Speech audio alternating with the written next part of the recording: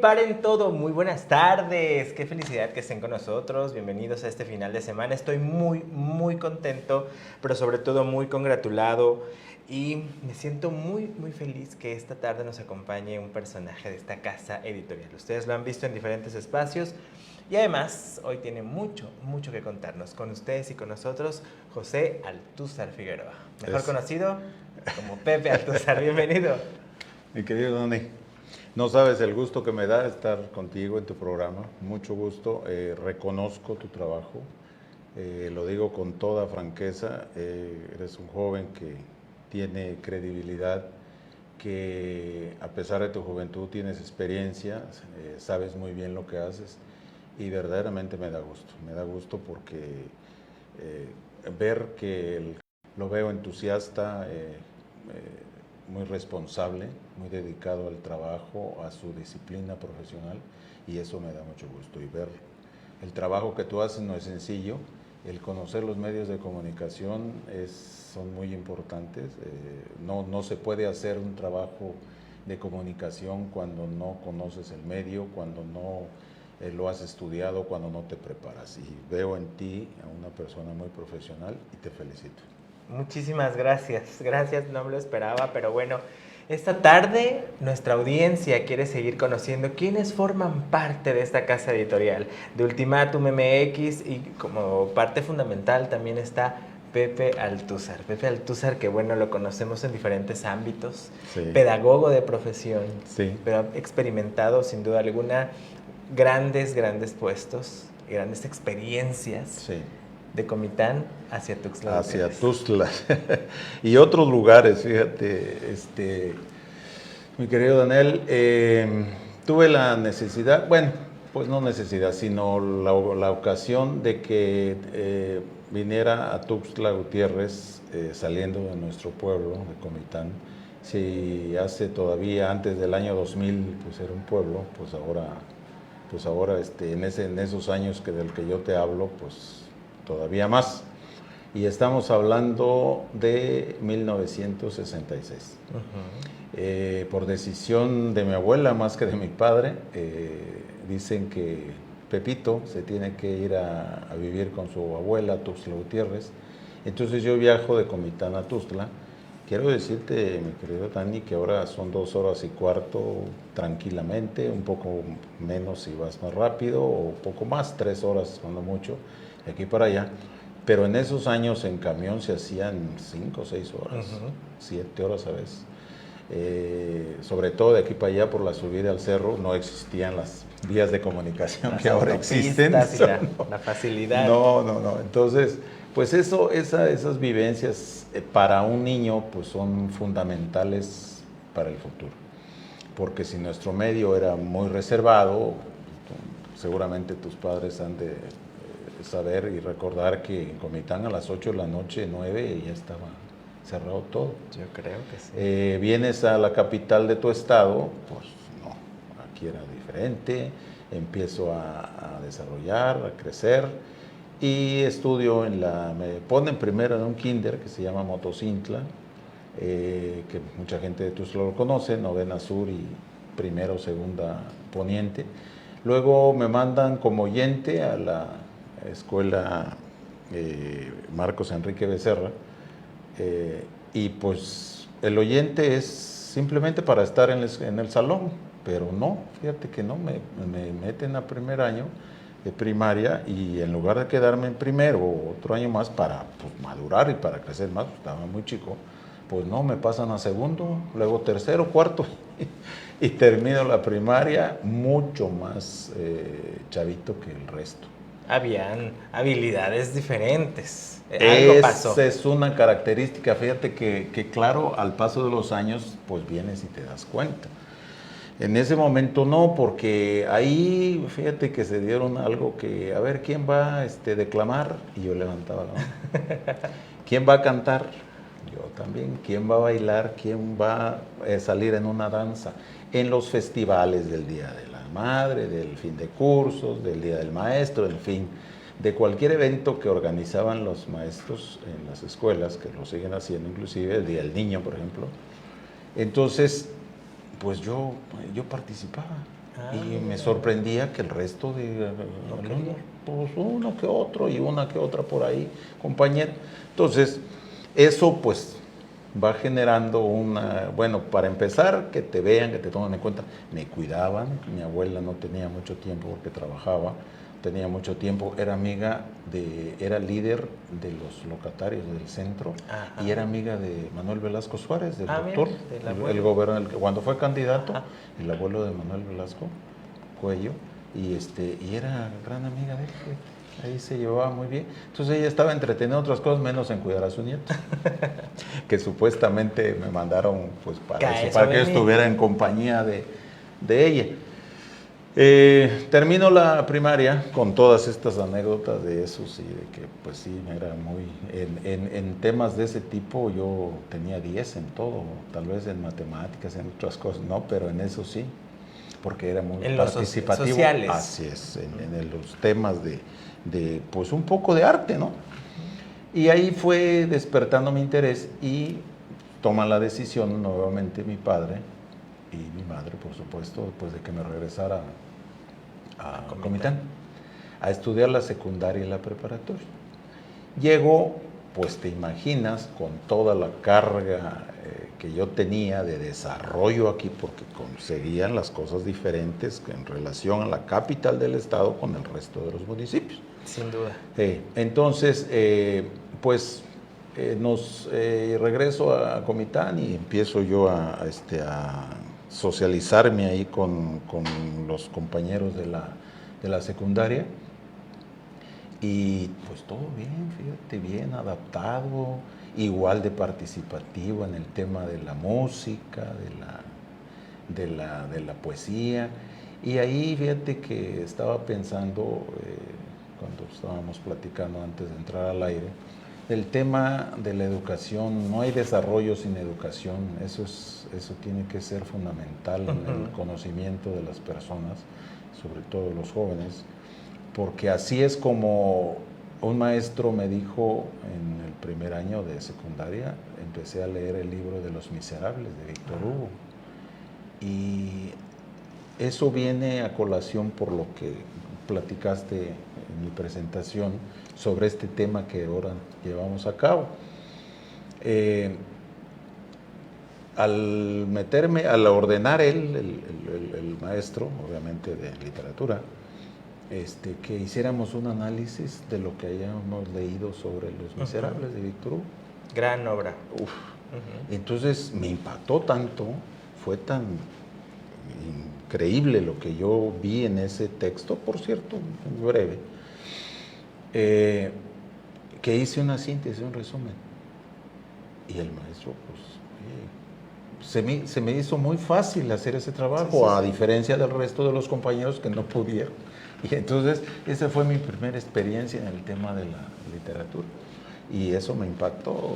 Después García Márquez, un resto de... nombres. Pues son libros, son temas muy importantes que te marcan, pues, como por ahí se dice, en la vida, y que vas conociendo y te va formando, y que por supuesto, si no lees, si no investigas, difícilmente tendrás la posibilidad de poder dialogar, de poder platicar, de poder intercambiar opiniones, de hacer una cronología, de hacer un análisis, de interpretar algún tema y poderlo plasmar como pues ahora tenemos la gran oportunidad de hacerlo a través de nuestra empresa editorial, y eso pues es muy satisfactorio. Sin duda alguna. Y por eso a lo mejor es como se encamina a lo que es la pedagogía. Ahorita nos va a contar cómo es ese contacto, pero es que además, bien lo dice Pepe, es esta parte de poder leer para cultivar, imaginar los nuevos mundos, además tener un léxico adecuado o lo más adecuado posible, porque siempre esto va evolucionando. Sí. Y además poder entablar cualquier comunicación con cualquier persona. ¿Por qué la pedagogía? Fíjate,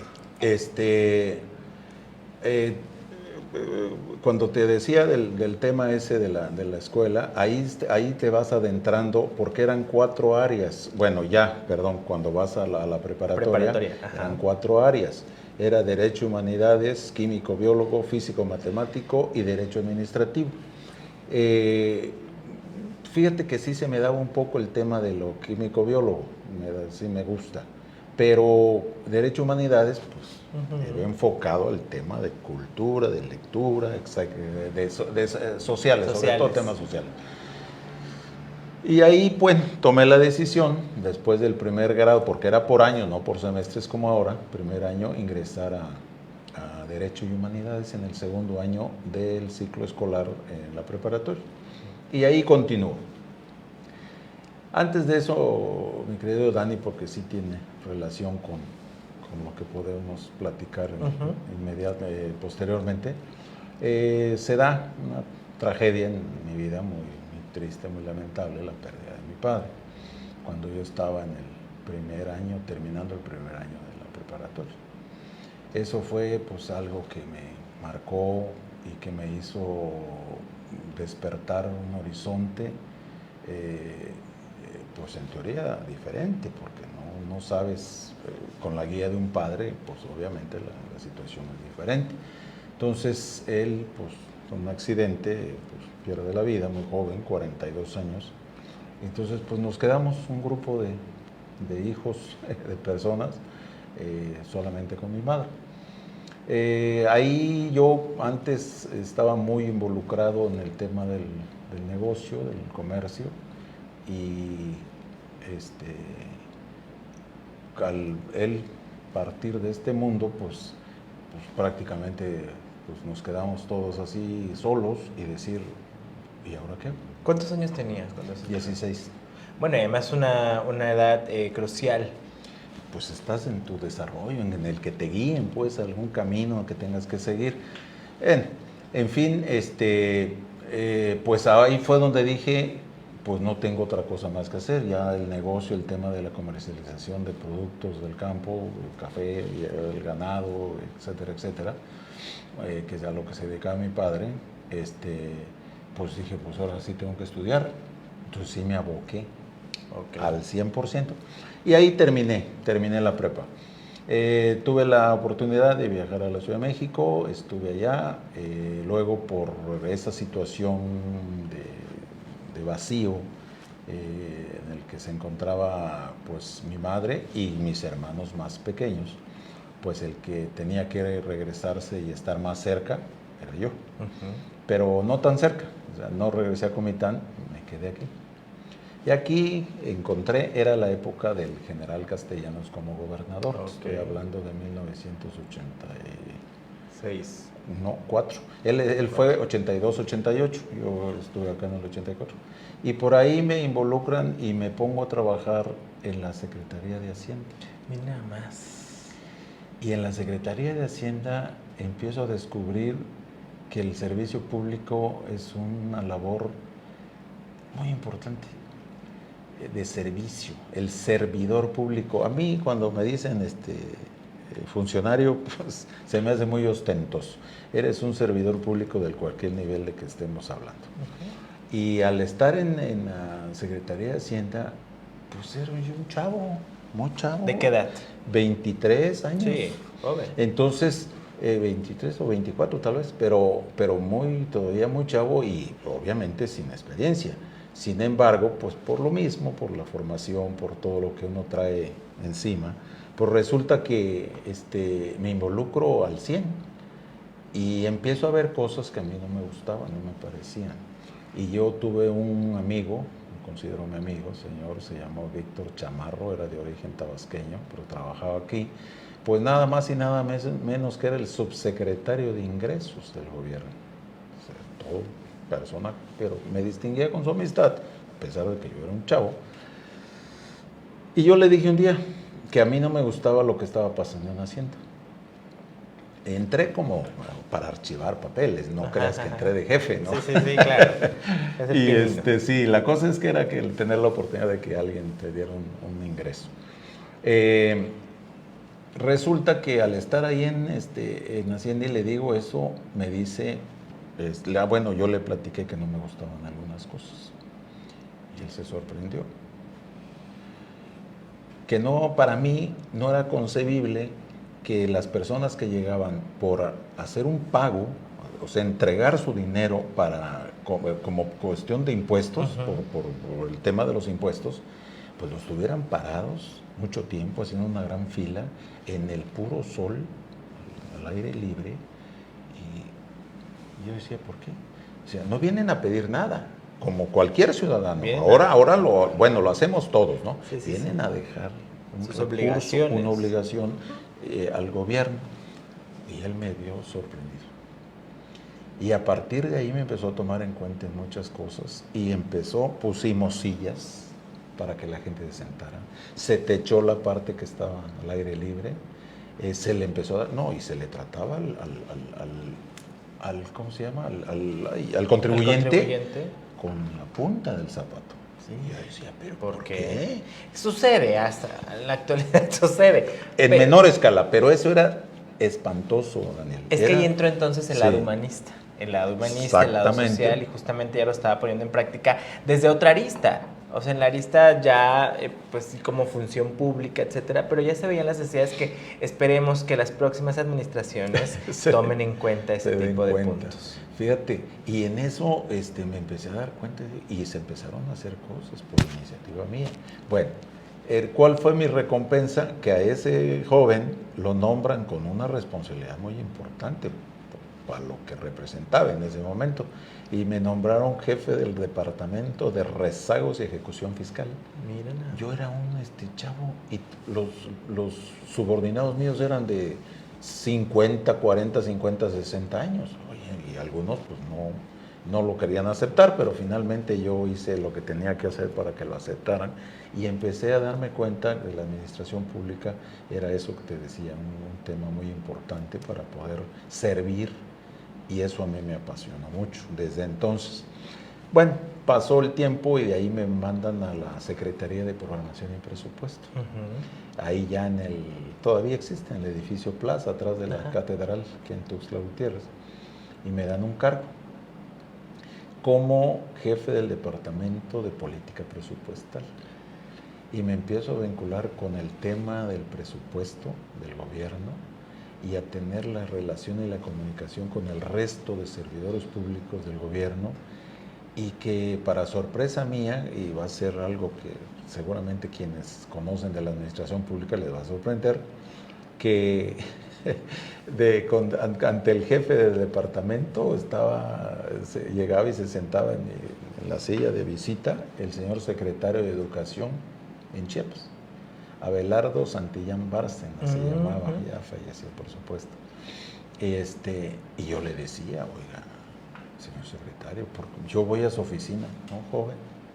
La necesidad de la ampliación presupuestal, de la transferencia presupuestal, la tengo yo como secretario de Educación. Y si usted es el encargado y el responsable aquí estoy yo, un señorón, una gran persona. Precisamente este lado humanista y este lado social que de pronto en este tipo de carreras universitarias se desarrollan, y es lo que nos está comentando, pues ha dado sin duda alguna un parteaguas importante a que las personas que lo saben desarrollar lo apliquen de buena manera, sí, como es su caso. Sí, para bien. Para bien, sí. Y esto también hace que conozca a muchas personas, que hayan relaciones humanas. Ahí es donde ya empieza uno, pues sí, a figurar de alguna manera, a asumir la responsabilidad. Yo pienso que el servicio público es un tema que tienes que comprometerte, tienes que ser responsable, o sea, no se puede actuar de otra forma, o sea, porque está seguro un ingreso, pues finalmente si trabajo bueno y si no, me da igual, no se concibe así, porque bueno, afortunadamente mi padre me enseñó a trabajar. Entonces para mí el trabajo, yo no necesitaba de que me estuvieran diciendo esta obligación, yo sabía cuál era y la hacía al 100. El horario de trabajo era de 8 a 3 y de 6 a 9. Nunca jamás llegué tarde, nunca. No, era para mí una gran responsabilidad. Y eso pues lo digo porque pues, tengo la satisfacción de haberlo hecho y que por supuesto igual tengo la misma disposición y la misma energía para hacer las cosas y sobre todo poderlo transmitir de esta manera. Y las personas que me conocen saben que no miento porque he estado involucrado en varias responsabilidades. Y contestándote la pregunta que me hacías por la formación profesional, pues ahí me vinculé después de regresar a México con el tema aquí en la universidad, la UNACH, en Humanidades, Humanidades, de la Facultad de Humanidades de la Universidad Autónoma de Chiapas. Ahí me relacioné con alguien y empecé a investigar y empecé a involucrarme en eso y pues la terminé. Pero nunca me imaginé que lo de la administración que originalmente traía de México iba a ser aliada de lo que el tema de la pedagogía. Y luego ya estudié otra maestría en educación superior y todo. Pero eso me llevó a que después de estar me metí en el tema político de las personas que ahora me conocen, personajes de la vida política de Chiapas que igual me distinguieron con su amistad, su reconocimiento, pues por lo mismo que decía, que trataba de hacer las cosas lo mejor posible, dar lo mejor de mí. Yo no tenía tiempo nada más que para cumplir con mi responsabilidad. ¿Volvería a la administración pública? Sí, sí, porque la verdad es algo que a mí me gusta por eso que te decía originalmente, el servicio público, el atender, el tener las relaciones con la gente que lo necesita, poderlos orientar, que ese es otro tema, que llega una persona con la necesidad de buscar alguna información y la traen como, perdóname la expresión, como pelota para arriba y para abajo, de lado a lado, cuando, pues no. Híjole, me voy a ver muy jactancioso, pero lo digo con toda la humildad de que pues yo me salía de mi oficina y yo escuchaba que alguien estaba preguntando y no le daban atención y yo salía, decía, a ver, ¿qué necesita esa persona? No, pues, a ver, sí, no, pues ya le dije que vaya a tal lugar. Ah, caray, le digo, has de estar muy ocupado, ¿no? Para ver, espérame, le dije, vamos a hacer, ¿qué necesita usted? Ya me explicaba a detalle, bueno, ¿a qué área le corresponde esto? No, pues, ¿qué tal? Te pido un favor, acompáñalo. Y o si no, yo le hablaba por teléfono al área que tenía que dirigirse y oye, va una persona, atiéndala, fíjate que anda para arriba y para abajo y no le dan respuesta a su necesidad. Sobre todo en el sector, por eso volvemos a hablar del tema de la pedagogía, en el sector educativo. Ahí me involucré intensamente como director de comunicación de la Secretaría de Educación, director de servicios regionales, coordiné varios programas, el programa de educación a distancia, que era un recurso federal, se hizo la administración, se dotó de equipo audiovisual desde entonces a las escuelas, era una pantalla de televisión, una antena, que ya te acuerdas de las antenas que recibían la señal satelital, esas, y eso las repartimos a todas las escuelas y eso era muy satisfactorio. O sea, y precisamente esas satisfacciones sin duda alguna le dan pues ese aliciente a las nuevas generaciones, pero además de poder conocer la historia de una persona como usted, si no se hubiera dedicado al servicio público, ¿a qué se hubiera dedicado? Fíjate que me apasiona mucho el tema del negocio, el negocio, el comercio. Me involucro en esa actividad, el negocio ilícito. Y vaya, pues de alguna manera yo he participado en eso. Trabajé así de manera continua 25 años en el servicio público, la administración pública. Luego de ahí tuve algunos desacuerdos por los cambios políticos en los que no compartía, cuando vino ese periodo de alternancia política y que pues yo no coincidí con eso, entonces de alguna manera me marginé un poco, pero seguí con mi actividad política. Ahorita acabo de terminar ya mi responsabilidad con una plaza de asesor en la Cámara de Diputados Federal.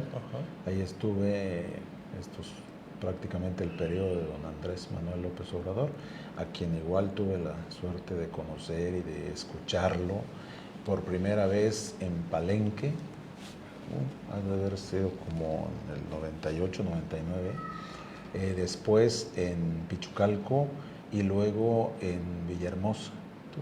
Coincidí, o sea, asistí a una reunión que él convocó por la relación con otras personas y me dio mucho gusto escucharlo. Coincidí mucho ya ves que él en su actitud humanista, en lo que él considera que cómo debe ser el ser humano para bien, yo coincidí mucho en ese tema, porque pues el servicio público debe ser así, o sea, te están pagando, tú no eres dueño de ese sillón en el que estás sentado, de ese escritorio, de ese aire acondicionado que te hace trabajar cómodamente, de la documentación del papel, no, eso no es de tu propiedad, menos los bienes materiales de la institución, como es un vehículo, como son los recursos, eso no es de tu propiedad, están ahí para que tú los trabajes, para que te hagas tu trabajo de manera responsable, hasta ahí nada más. Claro, y más allá de todo también los puestos son efímeros, todo en esta vida es cíclico, Sí.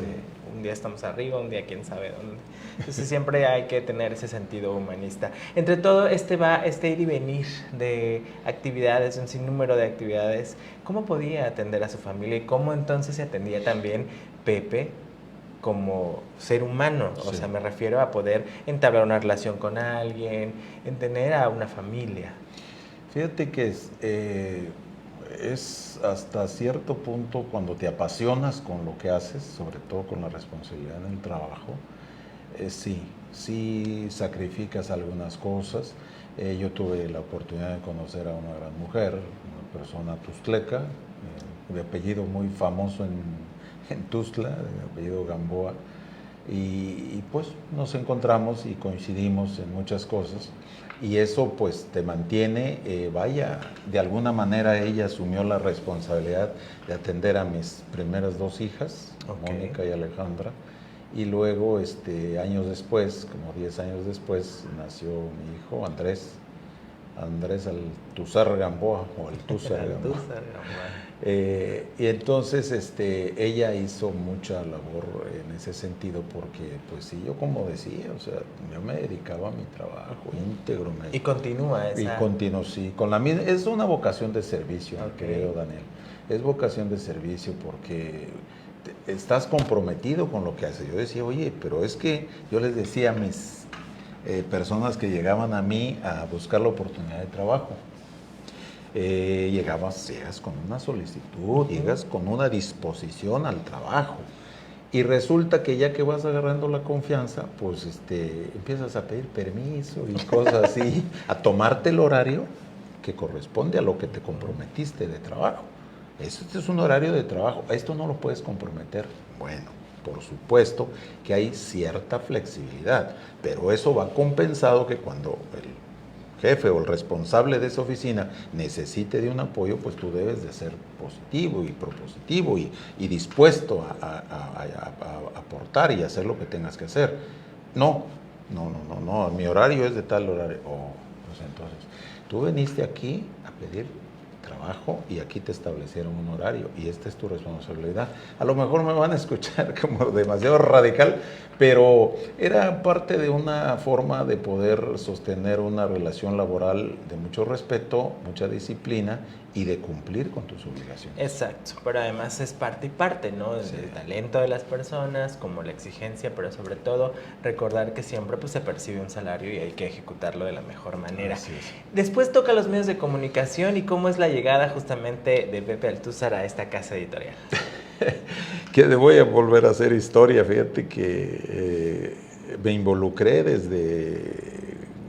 ¿Qué será? Pues prácticamente desde cuando mi inicio de mi vida política en el partido en el poder, en ese entonces, el PRI, donde conocí a un gran personaje, bueno, que fue gobernador efímero, don Eduardo Robledo Rincón. Bueno, conocí primero al general Castellanos, que me decía que era yo su pariente.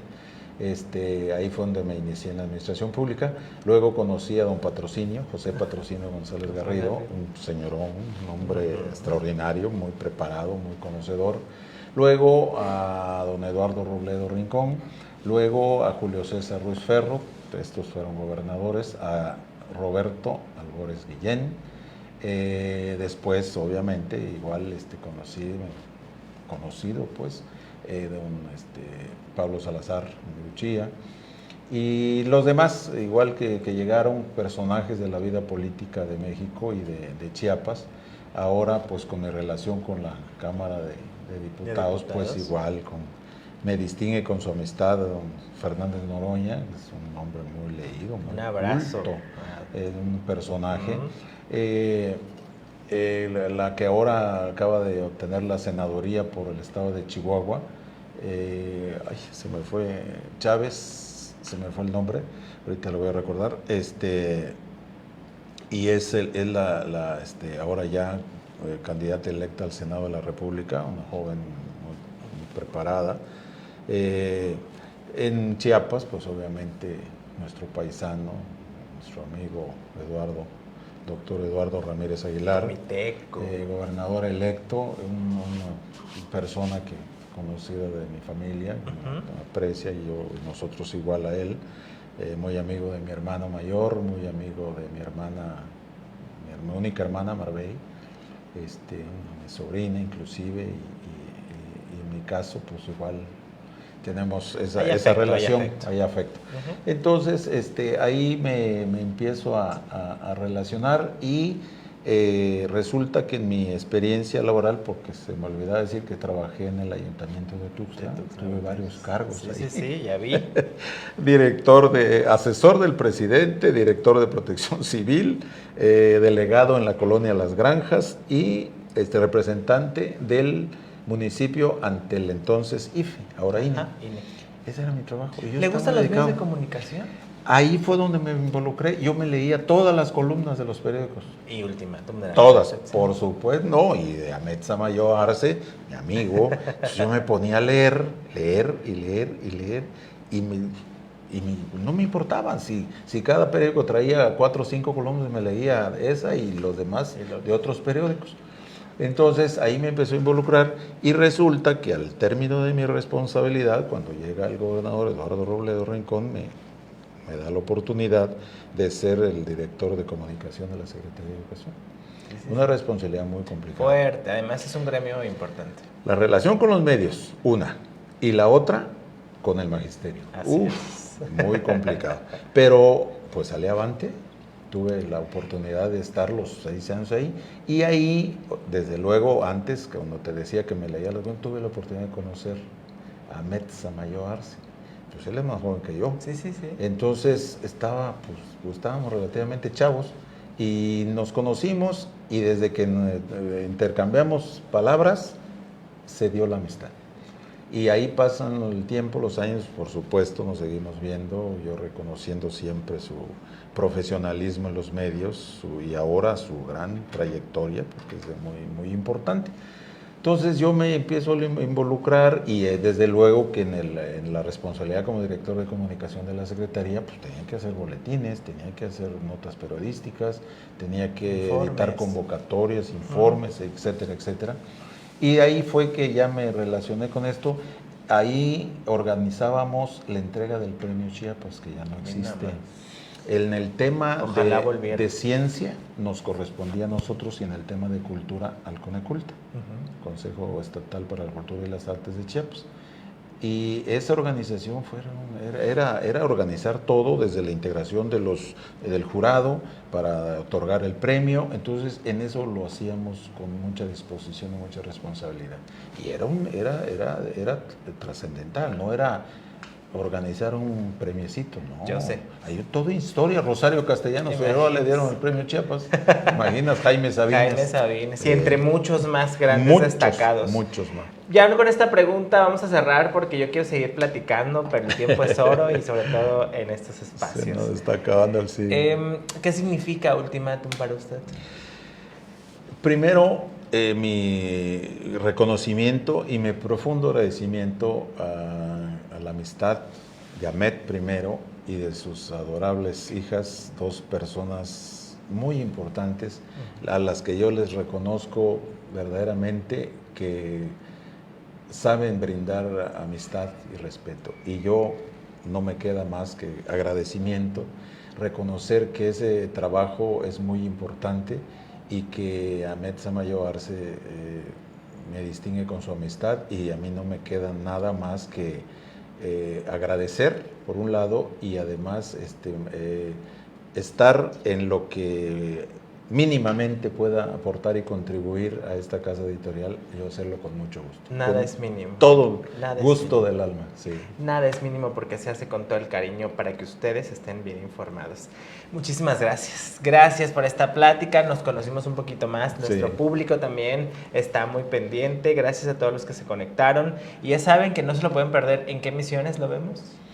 En Arsenal de Plumas, en algunas entrevistas después, bueno, cuando estuvimos en el desayuno en el ruedo y seguramente en otras actividades donde se me requiera y donde pueda aportar algo a sobre todo a mi amigo Ahmed Samayoa y a sus hijas, yo lo voy a hacer incondicionalmente y las veces que sean necesarias. Por aquí nos seguiremos viendo. Seguro Esta es que su sí, casa. mi querido Daniel. Muchas gracias. Daniel, a ti. Y gracias hermano. a ustedes por estar Gracias. sintonizándonos. Saben que los lunes y los viernes tenemos una cita en punto de las 6 de la tarde. Síganme en mis redes sociales. Yo soy Daniel Aceituno y les aparezco en todas y cada una. Síganme porque seguimos trabajando y creando contenido para ustedes. Hashtag #ey, paren todo. Que tengan un excelente fin de semana. Abracen a los suyos y nos vemos el lunes. Adiós. Gracias.